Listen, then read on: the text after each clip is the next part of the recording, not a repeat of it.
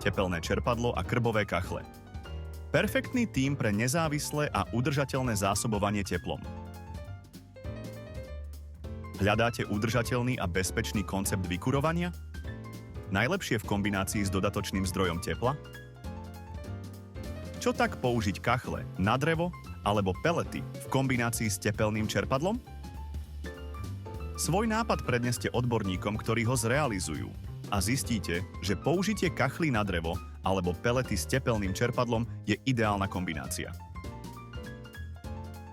Spolupráca jednotlivých komponentov zabezpečuje optimálnu distribúciu tepla v celom dome. A to udržateľným a energeticky úsporným spôsobom. Optimalizovaný ventilačný systém doplňa celý systém. Komín je nevyhnutnou súčasťou vykurovacieho systému. Tepelné čerpadlo môže v lete poskytovať príjemné chladenie. A v chladných dňoch vykúri dom.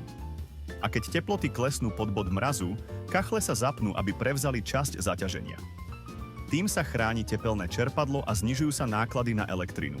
Kachle na drevo zároveň vytvárajú útulnú atmosféru. Táto kombinácia dodávky tepla vás robí menej závislými od cien elektrickej energie.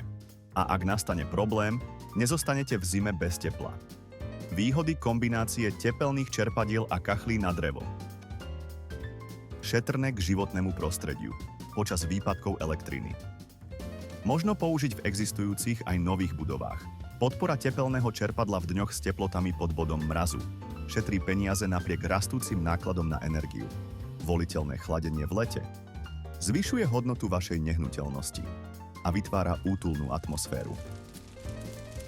V prípade otázok alebo pre viac informácií navštívte našu webovú stránku alebo kontaktujte odborného poradcu firmy Schiedel.